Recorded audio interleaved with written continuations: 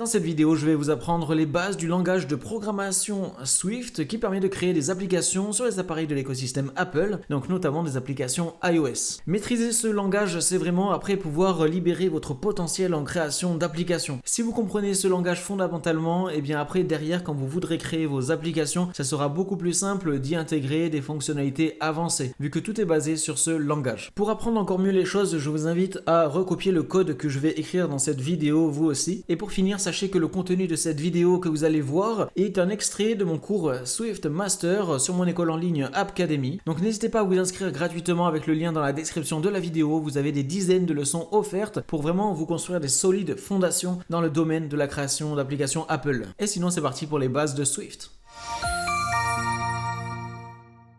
Et on va parler, pour commencer simplement, des commentaires. On est dans un projet Swift Playground, on a créé un petit fichier commentaire et donc c'est ici que l'on va écrire notre code. Et donc un commentaire c'est quoi? Eh bien c'est très simple, ça va être du texte que vous allez écrire dans votre code mais qui ne sera pas exécuté par le programme, ça va être ignoré. Il s'agit de messages que vous allez pouvoir laisser et qui sont pour vous, pour laisser différentes indications dans votre code ou même pour d'autres développeurs si vous travaillez à plusieurs sur un projet. Pour écrire un commentaire, on met un double slash comme cela et après on écrit le commentaire. Et voilà, c'est aussi simple que ça. Et donc on a plusieurs types de commentaires. On a celui-là, un commentaire basique, et on en a un autre, cette fois-ci avec un triple slash. Donc ça va nous permettre de laisser des commentaires sur plusieurs lignes facilement. Comme ça, à chaque fois qu'on fait entrer, ça va directement mettre les triples slash en dessous. Et voilà. Hop. Et donc voici les deux principaux types de commentaires qu'on va utiliser. Il y en a d'autres des plus techniques, mais pour rester simple et pour pas vous embrouiller l'esprit, on va juste rester sur ces deux-là. Dans cette vidéo, je vais vous parler de la fonction print qui va nous être très utile pour débugger et pour comprendre ce qu'il se passe dans notre programme. Donc on crée un nouveau fichier dans notre projet Playground. On clique sur le petit bouton plus en bas à gauche, New Playground Page, et on va l'appeler print. Ici, on va tout supprimer. Donc c'est parti pour un exemple pratique directement. On va écrire print comme ça. Et entre parenthèses, on va mettre des petits guillemets. Et donc là, on va écrire ce que l'on désire. Et moi, je vous invite à mettre un petit Hello World comme ça. Et donc en faisant cela, ça va nous permettre d'écrire dans la console ce message-là, Hello World. Regardez, on peut ouvrir la console en cliquant sur le petit bouton tout en bas à droite. Et donc là voilà, tout ce qui se trouve là, c'est la console. Et donc maintenant, si on appuie sur le petit bouton Play juste à gauche du print, eh bien ça va s'afficher un petit message Hello World. Le programme est en train de se lancer. Et voilà, vous pouvez aussi essayer d'écrire d'autres messages. Du coup, je vous invite à écrire votre prénom, Clément, je fais Play. Et voilà. Et donc là, on peut mettre du texte, mais on peut aussi mettre des chiffres comme 42. Et voilà, ça s'affiche bien. Et donc là, on peut mettre tout type de valeurs différentes. Et donc, vous allez voir que ce petit print, ça va nous être très utile par la suite dans les prochaines leçons pour afficher toutes sortes de données et comprendre ce qui se passe dans le programme. Dans cette vidéo, on va parler des constantes et des variables en Swift. On est dans notre projet Playground et donc on va créer un nouveau fichier. On appuie sur le petit bouton plus, New Playground Page, et on l'appelle constantes et variables. Et du coup, les constantes et les variables vont nous permettre de stocker des valeurs dans notre programme. Et on va commencer par les constantes. C'est vraiment le plus simple. Une constante, comme son nom l'indique, va pouvoir stocker une valeur, mais cette valeur par la suite ne va pas pouvoir changer. Elle est constante. Pour créer une constante, on écrit le mot-clé let. Ensuite, on donne un nom à notre constante.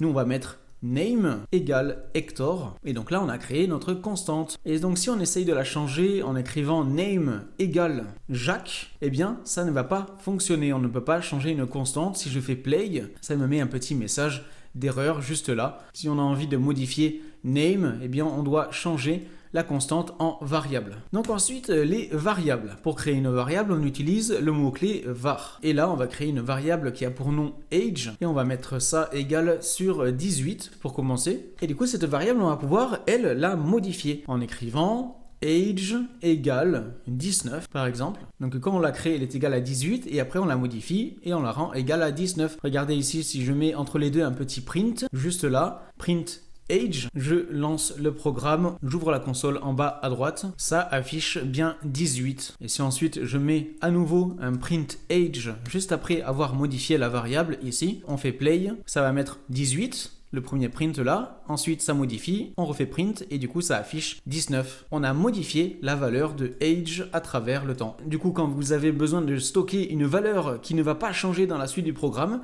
je vous invite à créer une constante.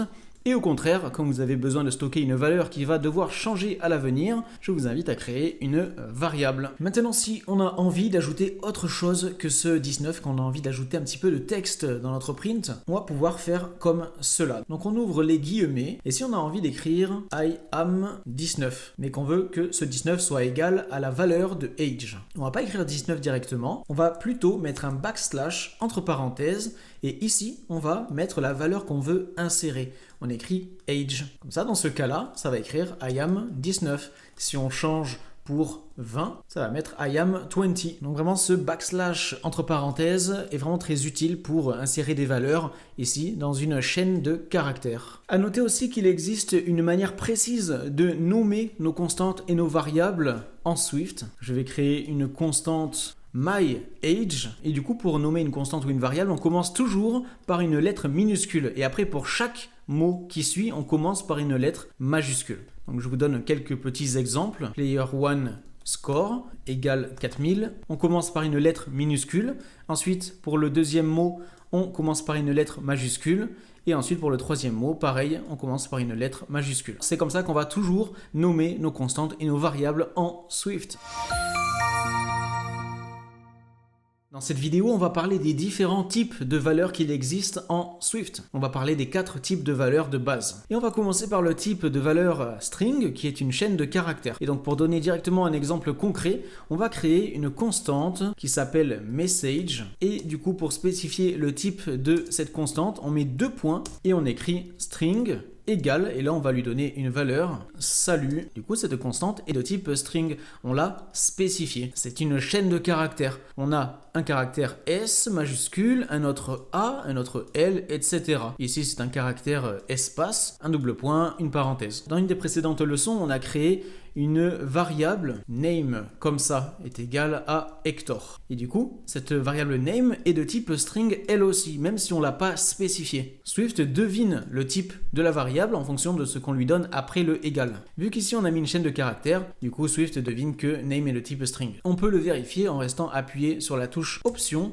et en cliquant sur name. Ça nous affiche une petite fenêtre, on peut voir ici que c'est bien de type string. Pour donner un exemple concret de ce à quoi ça peut servir de spécifier le type comme cela, on va écrire juste en dessous var student de type string. Et donc là, on peut juste laisser cette ligne de code comme ça. Ici, on indique au programme que on crée une variable student de type string. Et comme ça nous permet plus tard de rendre student égal à quelque chose, price par exemple. Et si on n'a pas directement donné une valeur à student, du coup on est obligé de spécifier le type. Et donc ça c'était pour le premier type de valeur, et donc passons au second. Il s'agit de type int ou integer en entier. Ce type de valeur permet de stocker des nombres entiers. On peut créer par exemple une variable score de type int qui est égal à 9001. Du coup, cette variable est de type integer. On peut donner un autre exemple sans spécifier le type, var age égale 33. Et donc ici, cette variable est de type integer, même si on ne l'a pas spécifié, parce que Swift le devine avec la valeur qu'on a mis juste après, 33. On peut faire option, clic sur age pour vérifier que c'est bien de type integer. Ensuite, passons au type double, qui lui nous permet de stocker des nombres décimaux, des nombres à virgule, à la différence du integer qui nous permet de stocker des nombres entiers, sans virgule. On va créer une constante pi de type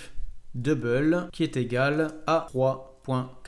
Pour donner un exemple sans spécifier le type, on peut créer une variable température qui est égale à 27.7. Et donc la température est bien un double parce qu'on a écrit 27.7. On a écrit 27.7. Attention, si vous voulez un type double sans spécifier le type, vous allez devoir vraiment écrire le point quelque chose. Si je crée une variable price et que je rends ça égal à 99, ici, ça va être un integer.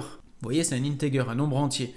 Si on veut que ce soit un double sans spécifier le type, on peut écrire 99.0. Vous voyez, c'est un double. Sinon, si on ne veut pas écrire le point 0, on peut spécifier du coup le type comme cela. Voilà. Et ensuite, passons au quatrième et dernier type de valeur, le type bool, booléen. Ça nous permet de stocker des valeurs soit vraies, soit fausses. On crée une variable is admin de type bool et on va mettre ça égal à false, ce n'est pas un administrateur. Et pour donner un autre exemple, on va créer une variable isConnected, on met égal true, et là, même si on n'a pas spécifié le type, vu qu'on a mis true, eh bien ça va être de type booléen isConnected. Et donc voilà les 4 principaux types de valeurs que l'on va utiliser très souvent, à savoir que plus tard dans les prochaines leçons, on va apprendre à créer nos propres types à nous. On va pouvoir par exemple plus tard créer un type player par exemple, du coup on pourra créer une variable player1 de type player. On va pouvoir nous-mêmes créer notre type player qui va avoir ses propres caractéristiques. Mais on verra ça plus tard.